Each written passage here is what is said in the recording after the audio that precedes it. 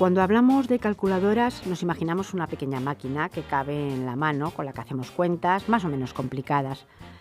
Pero el término calculadora, en su acepción original, se refiere a una persona que hace cálculos. En inglés se acuñó el término computer para designarlo.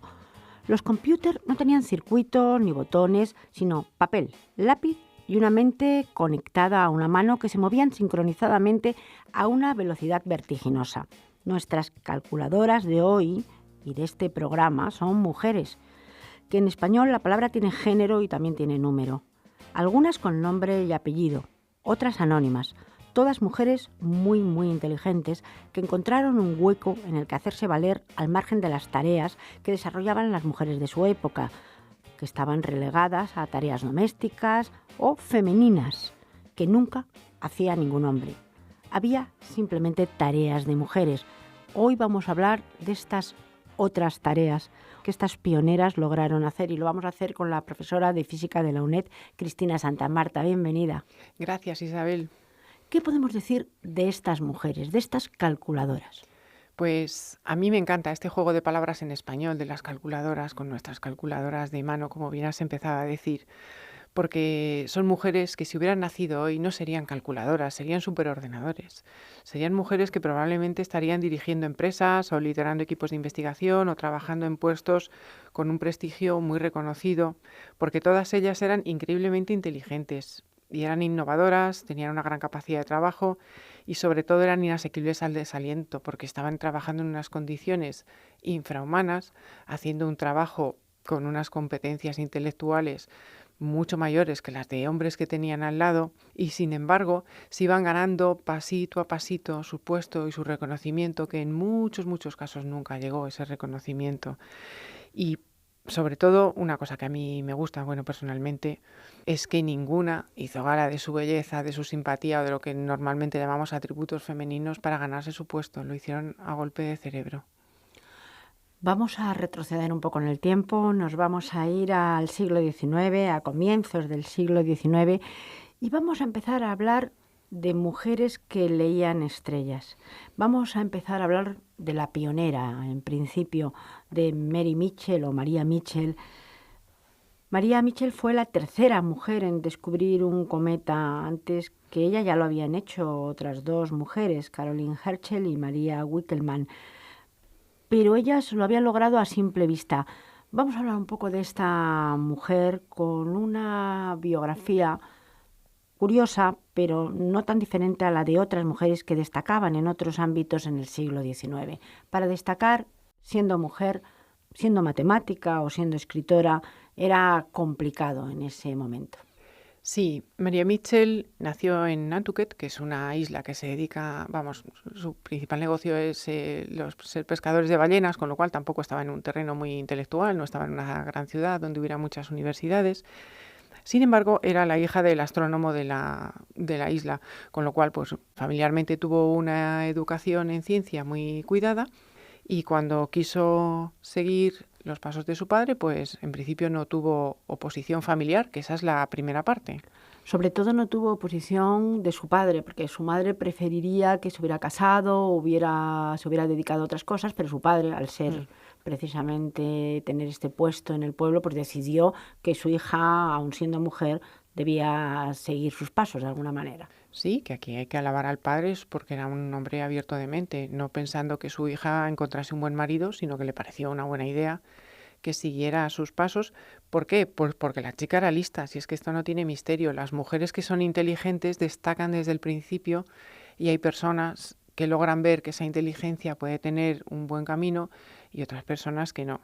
Bueno, el caso es que María Mitchell estuvo dedicada a la astronomía, descubrió un cometa que se llama el cometa Mitchell, utilizaba el telescopio que las otras dos no utilizaban, las otras dos mujeres, y cuando realizó su descubrimiento, pues mandó una carta al rey Federico VI de Dinamarca, porque concedían unos premios. Lo que pasa es que la mujer estaba en esta isla, Nantucket, como os digo, había un temporal y la carta llegó tarde, con lo cual le asignaron el descubrimiento a otro astrónomo, a Francisco de Vico. Estados Unidos, ahí también hay que reconocerlo, luchó por la figura de Mary Mitchell y al cabo de unos años 2 o 3 años, le dieron a ella la medalla, se la retiraron a Francisco de Vico, igual que se le ha retirado el Oscar a La La Land, pero un poco más tarde, y le dieron un premio con una buena cantidad de dinero. ¿Qué hizo ella con esta cantidad de dinero? Pues invirtió en investigación y también invirtió en algo que fue un gran bien para la isla, que fue cartografiarla. Y así se evitó el hundimiento de muchos barcos balleneros, que era el principal negocio de la isla. A estas alturas de su vida, María ya tenía esta medalla de oro, tenía un cometa con su nombre, que esto tampoco es fácil, el cometa Mitchell, como hemos dicho, y tenía un reconocimiento que además yo supongo que serviría para abrir puertas a otras mujeres. Este reconocimiento que le hizo Estados Unidos, pues le hizo fundar el Vassar College, que era una institución solo para mujeres, intentando hacer que las mujeres progresaran en la ciencia al igual que los hombres. Allí tuvo un puesto de profesor, sin embargo, se dio cuenta de que a pesar de su gran reputación, su salario era menor que el de sus compañeros hombres, y también luchó por la igualdad de salarios, al igual que luchó incansablemente por el sufragio universal para que pudieran votar también las mujeres en Estados Unidos, que no se consiguió hasta 1920. Nunca llegó a ser graduada en Harvard, que hubiera sido su ilusión, y murió antes, pero lo que sí que hizo fue formar a muchas alumnas en el Vassar College, algunas de ellas que consiguieron luego ser de las primeras graduadas en Harvard. Y formó en ese Vassar College un grupo de mujeres que no tenían carrera como tal, la carrera de matemáticas o la carrera de físicas, que luego sí que estuvieron en Harvard haciendo un papel. Hay dos cosas que me llaman la atención. Una, primero, esa reivindicación que tuvo ella constante y además fuerte para recibir el mismo salario. Es más, no solamente le decían que era mujer, sino que era mujer y soltera, lo que quería decir que no tenía una familia detrás y que tenía que ganar menos, a pesar del merecimiento que pudiera tener. Eso es increíble. Sí, ese es un punto bueno a destacar. Y también el nombre con el que fueron llamadas pues sus alumnas, ¿no? El harén de Pickering, pero de una manera despectiva. Luego fueron las calculadoras de Harvard. Efectivamente.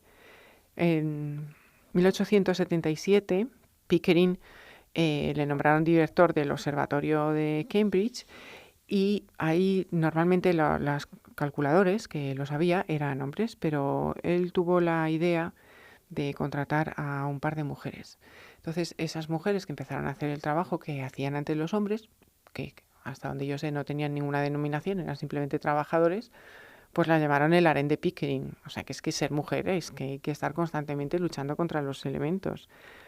Bueno, pues primero contrató a un par de mujeres para que estudiasen fotografías. Ellos lo que hacían con el telescopio eran muchas fotografías al cielo nocturno, y luego comparaban entre una fotografía y otra la evolución en color, en brillo, en posición, en cualquier cosa que pudieran tener las estrellas, con lo cual era un trabajo muy, muy minucioso. Había que estudiar todas las fotografías, por supuesto, una a una, compararlas con las otras, y son fotografías que son fondo negro con un montón de puntitos que hay que estudiar muy, muy minuciosamente.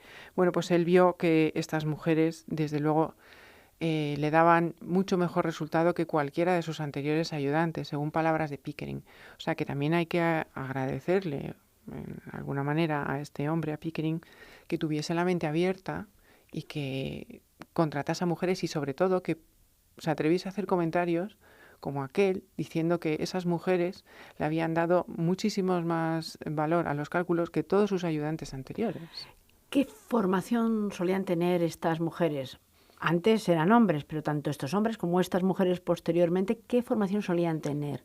Pues estas mujeres no eran universitarias, porque por aquel entonces todavía no había sido ninguna graduada en Harvard. Esto era el director de Harvard.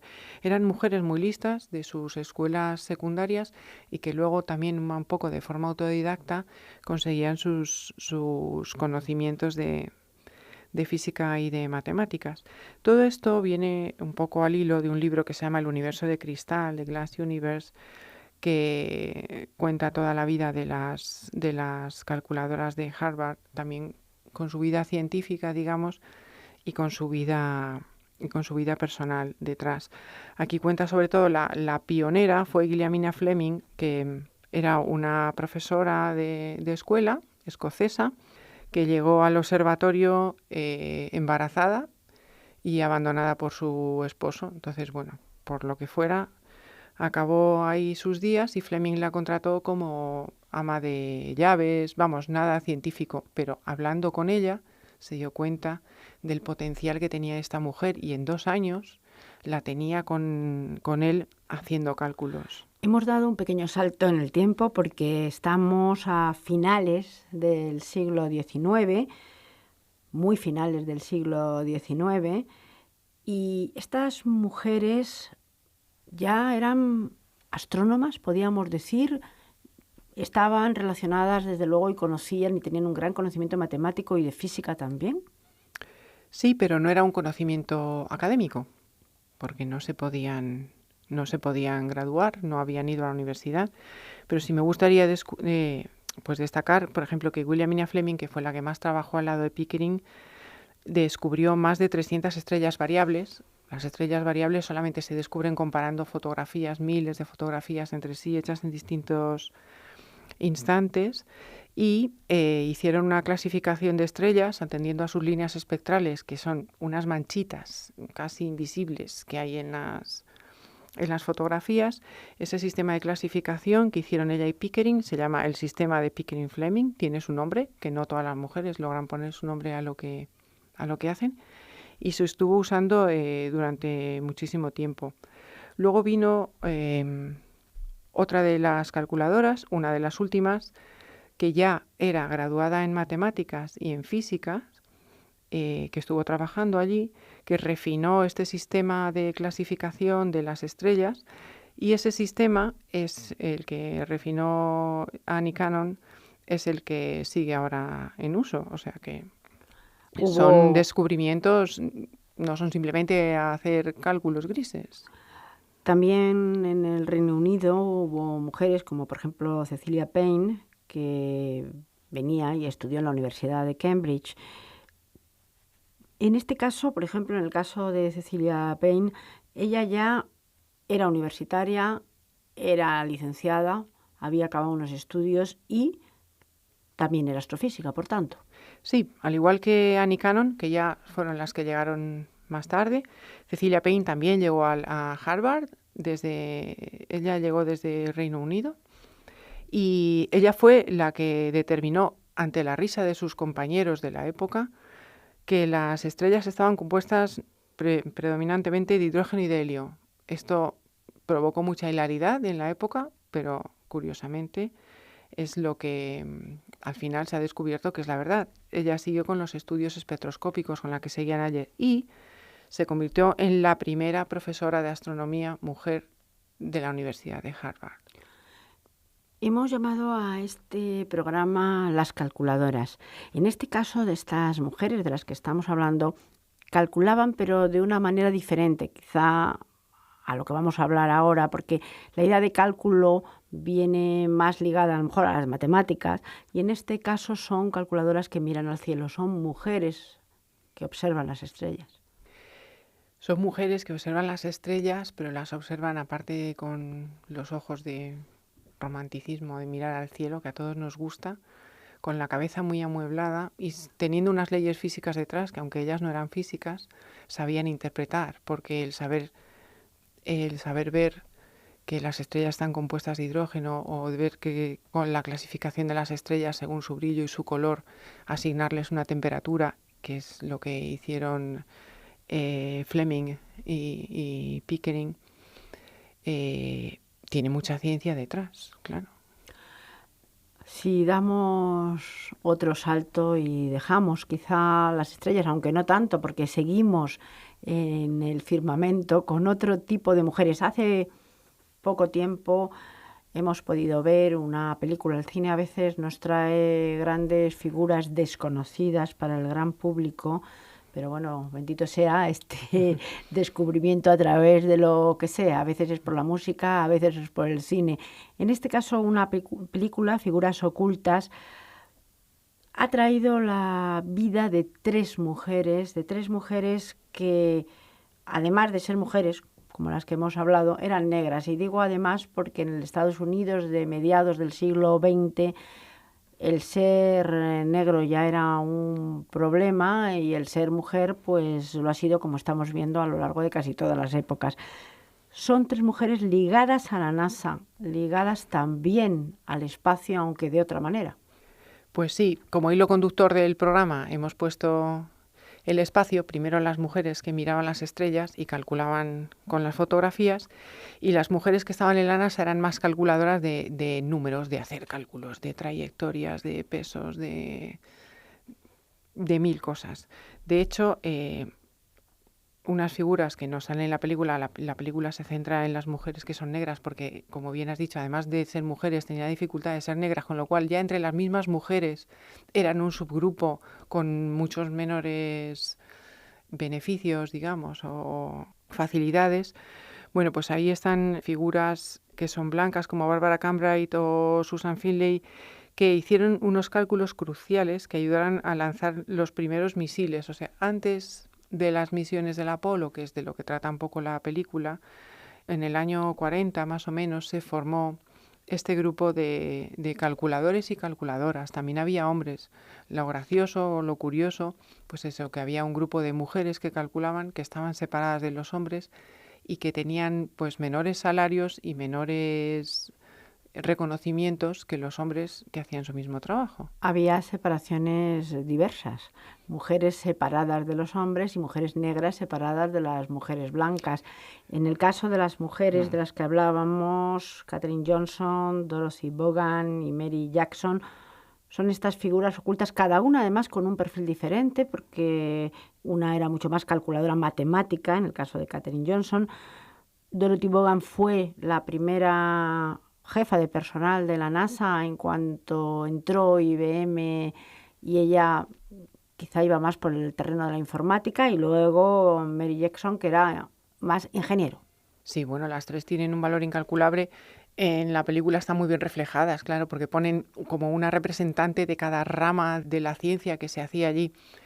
El mérito de la mujer que fue la primera supervisora mujer de la NASA, no solo negra, sino mujer, que se hizo con el ordenador de IBM que llegó allí, es increíble. Estudió programación por su cuenta y riesgo porque nadie le proporcionaba información. Y sin embargo ella consiguió, con los manuales que venían con la máquina, entender el lenguaje de programación, el Fortran, era en lo que venía, y de repente, sin que nadie le ayudase a nada, empezar a programar en la máquina. La ingeniera, bueno, pues como se ve en la película, fue la primera mujer que consiguió entrar a estudiar un máster en ingeniería. La primera mujer, ni blanca ni negra, pero es que además era negra, con lo cual tenía la doble dificultad. Y la otra mujer que realizaba cálculos estuvo hasta el final de sus días calculando en la NASA y ya pudiendo firmar los informes que generaba, que al principio no podía ni firmarlos. Hemos hecho este viaje un poco desde la tierra al cielo, de la mano de mujeres desde principios del siglo XIX. Lo cierto es que, por ejemplo, en nuestro propio país, y esto hay que decirlo, a mediados del siglo XX no había tampoco mujeres, o demasiadas mujeres, había alguna pionera que estudiara astrofísica y que estudiara el cielo. Era un mundo mucho más de hombres también, hace muy poco. Y habría que dedicar un programa a las astrónomas españolas, que las hay. Pues lo dedicaremos. Hasta muy pronto. Muchas gracias, Isabel.